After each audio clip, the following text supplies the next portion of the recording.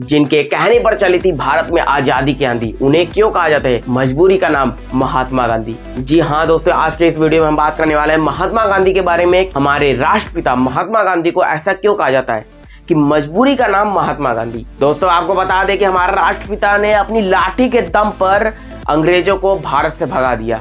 So guys, आपको बता दें कि मजबूरी की कहानी की शुरुआत होती है 1890 से, जब दादा अब्दुल्ला नाम के एक गुजराती व्यापारी नटल में जाकर बस गए, लेकिन उनके बिजनेस में ना बहुत ही ज्यादा लॉस हो रहा था और उनका केस लड़ने के लिए कोई भी नहीं था।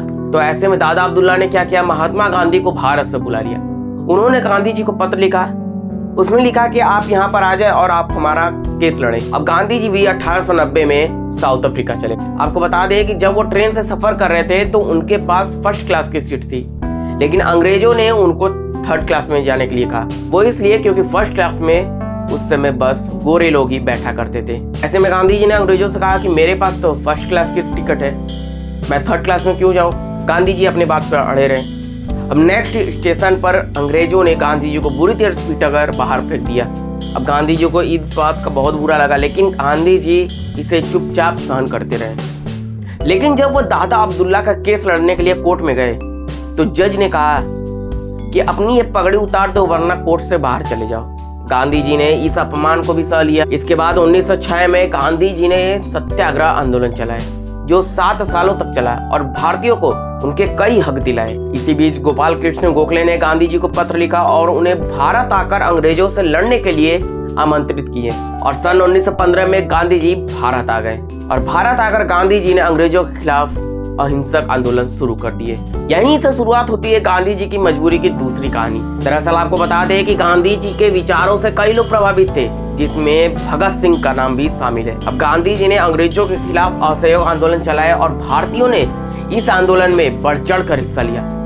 यह आंदोलन 1-2 साल तक चला। अब ब्रिटिश एकदम डर गए। डर की वजह से ब्रिटिशों ने अंग्रेजों ने उस भीड़ पर लाठीचार्ज करवा दिए, लेकिन गांधी जी पर सभी भारतीय भरोसा दिखाते हुए उनके साथ खड़े रहे। और फिर आया वो दिन 4 फरवरी 1922 का। क्रांतिकारियों को पुलिस मार रही थी, बुरी तरीका से मार रही थी। तो क्रांतिकारी गुस्से में आकर पुलिस स्टेशन को ही फूंक देते हैं और उसमें जितने भी पुलिस वाले थे जिंदा जल जाते हैं। आपको बता दें कि उस पुलिस स्टेशन में करीब 22 लोग थे जो जिंदा जलकर मर गए। अब वो पुलिस वाले भले ही ब्रिटिश के लिए काम करते थे, लेकिन थे तो भारतीय ही। इससे गांधी जी को बहुत ही तगड़ा झटका लगा और इसके बाद से वह परेशान रहने लगे। अब गांधी जी ने यह कहते हुए असहयोग आंदोलन वापस ले लिया कि अगर कोई आपकी आंख फोड़े और आप भी उसकी आंख फोड़े तो इससे तो सारी दुनिया अंधी हो जाएगी। अब यहीं से शुरुआत होती है गांधी जी की मजबूरी की तीसरी कहानी। अब कई लोगों का कहना है कि गांधी जी वीर भगत सिंह की फांसी रुकवा सकते थे, लेकिन उन्होंने ऐसा नहीं किया।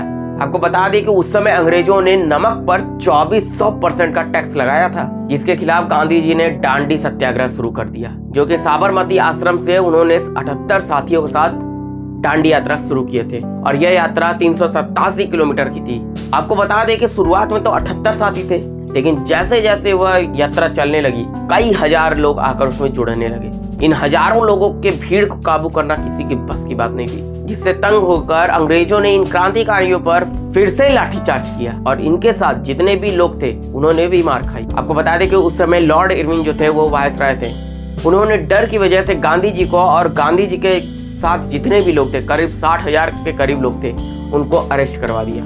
हालांकि गांधी जी को ज्यादा समय तक जेल में नहीं रखा गया, लेकिन लॉर्ड इरविन ने गांधी जी से एक समझौता कर लिया और उस समझौते का नाम है गांधी इरविन समझौता।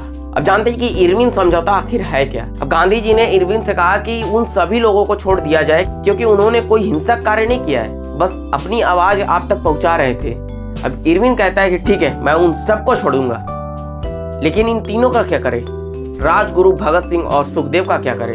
तब गांधी जी बोलते हैं जो आपको ठीक लगे। जब इस समझौते की बात सुभाष चंद्र बोस को पता चला, कांग्रेस के नेताओं ने जमकर विरोध किया। जनता मानती थी कि अगर सरकार भगत सिंह की सजा कम नहीं कर सकता है, उनकी सजा माफ नहीं कर सकता है, तो उनके साथ समझौता करने की कोई जरूरत ही नहीं थी। अब बात करते हैं गांधी जी की मजबूरी की चौथी कहानी, जो यहीं से स्टार्ट होती है। उनको क्यों कहा जाता है मजबूरी का नाम महात्मा गांधी। जब अंग्रेज हारने लगे तो अंग्रेजों ने फैसला किया कि भारत को आजाद कर देते हैं। तभी मोहम्मद अली जिन्ना ने मुस्लिमों के अलग देश की मांग की। इसे सुनकर गांधी जी को बड़ा झटका लगा। तभी गांधी जी ने माउंटबेटन को समझाते हुए कहा कि तुम इंडिपेंडेंस देकर चले जाओ, हम बंटवारे को बाद में देख लेंगे। लेकिन अंग्रेजों ने कहा कि फैसला तो अभी होगा।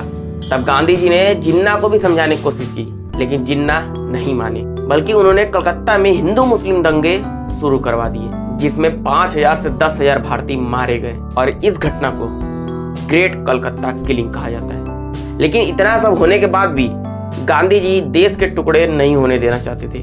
तब गांधी जी ने जवाहरलाल नेहरू और सरदार पटेल से कहा कि देश के टुकड़े मत होने दो, हम जिन्ना को ही अखंड भारत का प्रधानमंत्री बना देते हैं। लेकिन जवाहरलाल नेहरू जी और सरदार जी दोनों लोग इस फैसले के खिलाफ थे।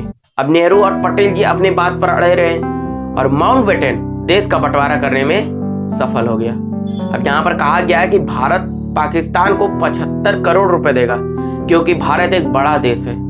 यह समझौता भारत और पाकिस्तान की सरकारों के बीच हुआ था। भारत ने पाकिस्तान को 20 करोड़ रुपए की पहली किस्त भी दे दी थी, लेकिन फिर भी पाकिस्तान ने कश्मीर पर हमला कर दिया।